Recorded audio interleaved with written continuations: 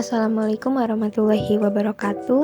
Halo teman-teman semua. Jadi di sini kami dari kelompok 1 ingin mempresentasikan hasil diskusi kami yaitu tentang manajemen strategi.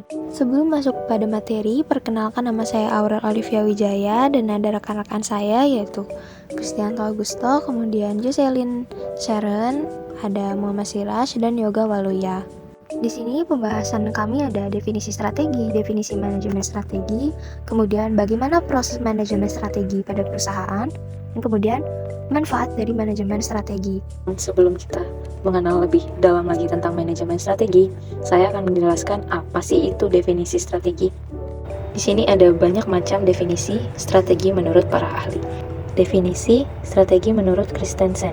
Strategi adalah pola-pola, berbagai tujuan, serta kebijakan dasar dan rencana untuk mencapai suatu tujuan. Menurut Ansoff, strategi adalah aturan untuk pembuatan keputusan dan penentuan garis pedoman. Menurut Ockmey, strategi adalah upaya untuk mengubah suatu kekuatan perusahaan. Menurut Candler, strategi adalah penetapan sasaran dan tujuan jangka panjang perusahaan, serta alokasi sampai dengan yang diperlukan. Menurut Wouterhoven, strategi adalah usaha pencapaian tujuan. Selanjutnya ada definisi manajemen strategi. Berikut adalah definisi manajemen strategi menurut para ahli. Ada Glock or Judge, yang artinya arus keputusan dan tindakan yang mengarah pada perkembangan suatu strategi yang efektif. Yang kedua ada Glock, yang artinya serangkaian rencana yang disatukan, luas, dan terintegrasi. Yang ketiga ada Whelan dan Hanger, yang artinya keputusan dan tindakan manajerial yang di dalamnya terdapat penyusunan rencana strategis. Yang ketiga ada proses manajemen strategi. Yang pertama ada analisis lingkungan. Apa sih proses manajemen strategi dari analisis lingkungan? Analisis lingkungan adalah teknik strategis yang digunakan untuk mengidentifikasi semua faktor internal dan eksternal yang dapat mempengaruhi keberhasilan perusahaan. Lalu proses yang kedua ada arah organisasi, yaitu untuk dapat mengetahui tentang sasaran dan misi dari organisasi. Dengan adanya visi misi suatu organisasi dapat berjalan sesuai dengan tujuan yang ingin dicapai.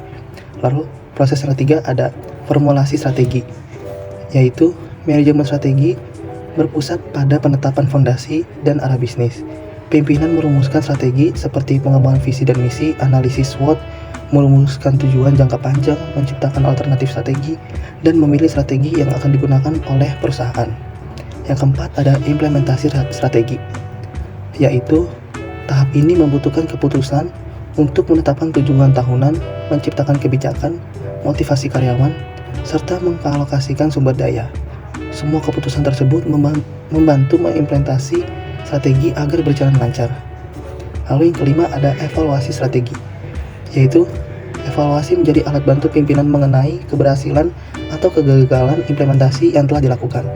Ada 3 aktivitas utama dalam tahap ini, yakni melakukan review fakta internal dan eksternal sebagai dasar strategi, mengukur prestasi atau capaian, serta mengambil tindakan untuk perbaikan pada masa datang. Yang keempat ada manfaat dari manajemen strategi. Nah, apa sih manfaat dari manajemen strategi itu? Yang pertama, membantu organisasi membuat strategi yang lebih baik, tentu saja dengan menggunakan pendekatan yang lebih sistematis, logis, rasional pada pilihan strategis. Kemudian yang kedua, dapat mendatangkan laba.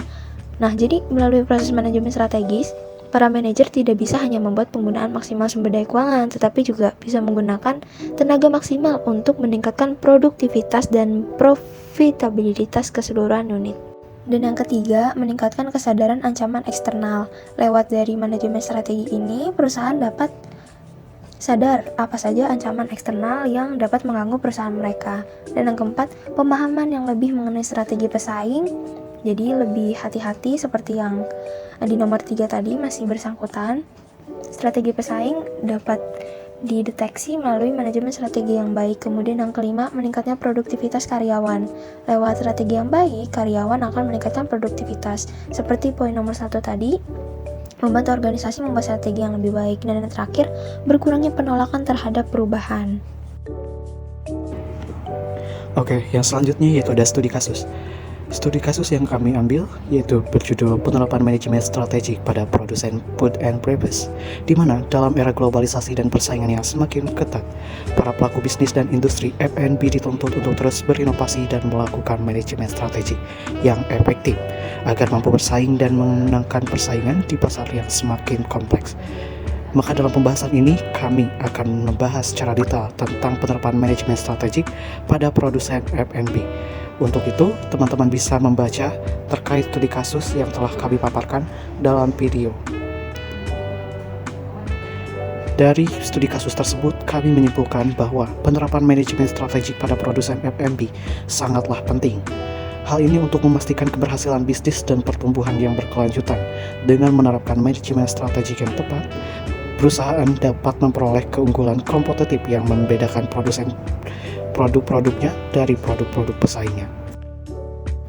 Kemudian sampailah pada kesimpulan materi kali ini. Jadi kesimpulannya, manajemen strategi adalah sebuah proses yang dilakukan suatu perusahaan atau organisasi guna mempertahankan keberlangsungan kehidupan organisasi, karena suatu organisasi harus dipertahankan keberlangsungannya. Nah, untuk mempertahankan keberlangsungan ini dan memperoleh pencapaian tujuan, suatu perusahaan atau organisasi ini perlu melakukan berbagai tahapan-tahapan berupa perencanaan strategi. Bisa diterapkan sistem POACH, planning, organizing, actuating, dan controlling, serta pengimplementasian dari strategi yang sudah dibuat. Itu saja yang dapat kami sampaikan pada kesempatan presentasi melalui video kali ini. Semoga dapat bermanfaat bagi audiens yang menonton. Sekian dan terima kasih.